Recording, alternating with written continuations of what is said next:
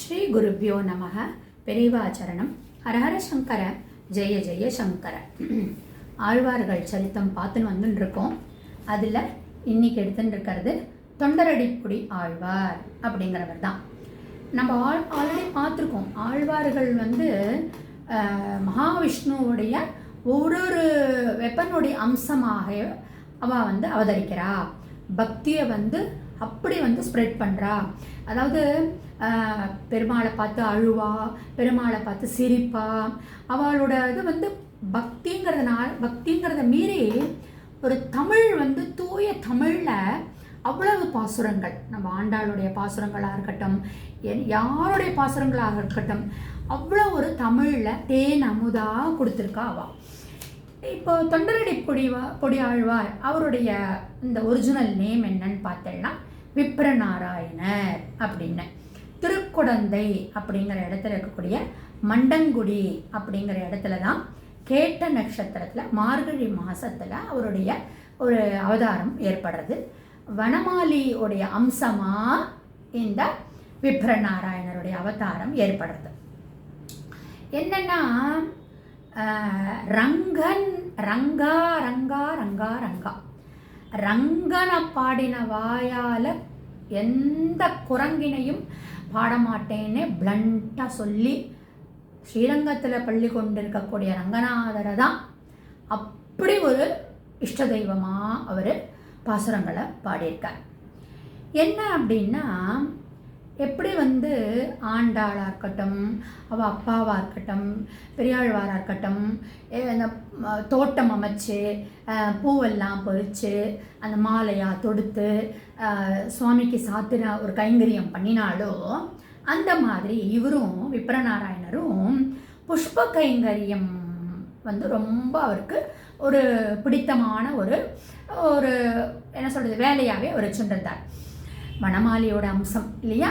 So அதனால் அழகாக ஒரு தோட்டம் லேண்டு ஒன்று வாங்கி அதில் பாத்தியெல்லாம் கட்டி அத்தனை விதமான பூக்களையும் அதில் நேர்த்தியாக வச்சு அவ்வளோ பூத்து குலுங்குற மாதிரி அதுக்கு வாட்டரிங் பண்ணி அதுக்குரிய சம்ரக்ஷணம் எல்லாம் பண்ணி நிறையா பூக்கள் என்ன பண்ணுவார்?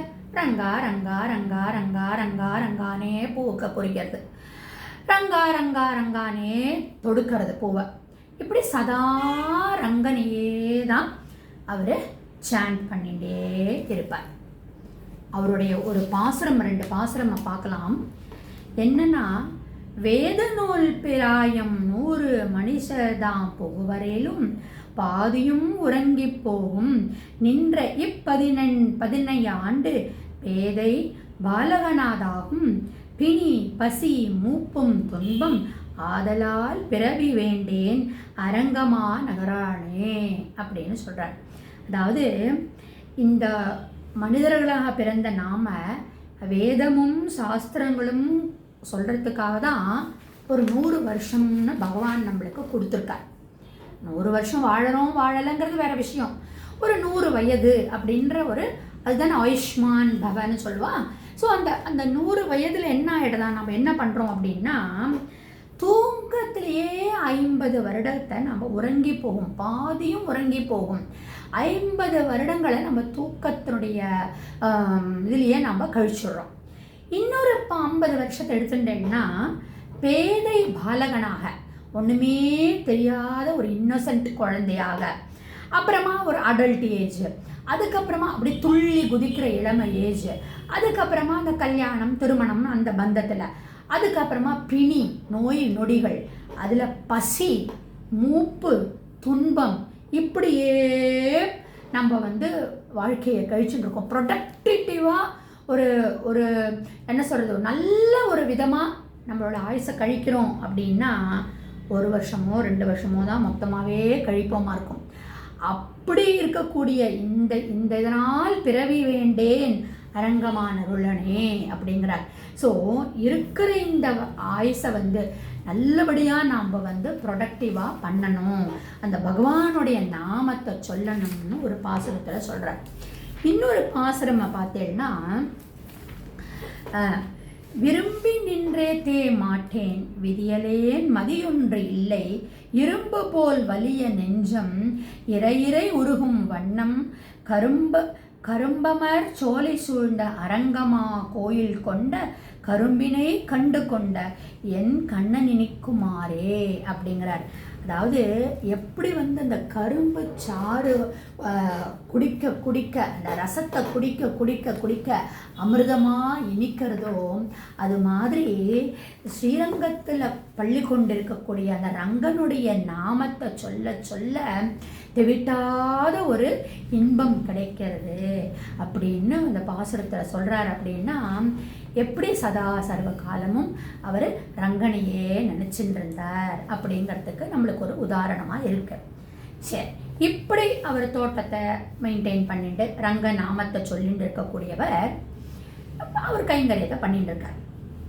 ஒரு நாள் தேவதேவி அப்படின்னு ஒரு அழகு பதுமை, அவ டான்ஸர், ராஜாவுடைய தர்பாரில் ஆடக்கூடியவள். உறையூர் உத்தமர் கோவிலுக்கு போகலான்னு அந்த டான்ஸ் ஆடிட்டு உறையூரில் இருக்கக்கூடிய உத்தமர் கோவிலுக்கு போகிறதுக்காக வந்துட்டுருக்கா. அப்படி வந்துட்டுருக்கிற போச்சு பயங்கரமாக மழை கொட்டுறது. இப்படி மழை கொட்டுறதே ஒரு ஒதுங்கிறதுக்கு ஒரு இடமும் இல்லாமல் இருக்கே, இப்படி நம்ம மாட்டின்ட்டோமேன்னு அந்த தேவதேவியும் அவளுடைய சகோதரியும் அவளும் டான்ஸ் ஆடுவாள். ரெண்டு பேரும் அப்படி என்ன பண்ணுறதுன்னு தெரியலன்னு இப்படி நடந்து வந்துட்டே இருக்கிற போச்சு இந்த விப்ரநாராயணனுடைய இந்த குட்டில் மாதிரி அந்த நந்தவனத்துக்கு பார்க்குறான். ஆஹா, இந்த இடம் கொஞ்சம் நல்லா ஒதுக்கும். ஏன்னா அவர் எப்படி பண்ணியிருக்கார் அப்படின்னா, அவர் தங்கறதுக்கு இருக்கிற குட்டில் ரொம்ப சின்னதாகவும் அந்த நந்தவனத்தை அவ்வளோ பெருசாகவும் அந்த நந்தவனத்தில் அங்கங்கே ஒரு மண்டபம் மாதிரியும் கட்டியிருக்கார். அங்கெல்லாம் நம்ம உட்காந்துட்டு பூ தொடுக்கிறதுக்காக அங்கங்கே உட்காந்துட்டு. ஸோ இந்த மாதிரி ஒதுக்குப்புறமாக மண்டபங்களில் நிறைய சுற்றி இருக்குது நந்தவனத்தை சுற்றி. இப்போ என்ன நினைக்கிறான், அந்த தேவதேவியும் அவளோட சகோதரியும் சரி இந்த மழையில் கொஞ்சம் நேரம் இந்த இடத்துல ஒதுங்கிட்டு போகலாம் அப்படின்னு இவா ஒதுங்க.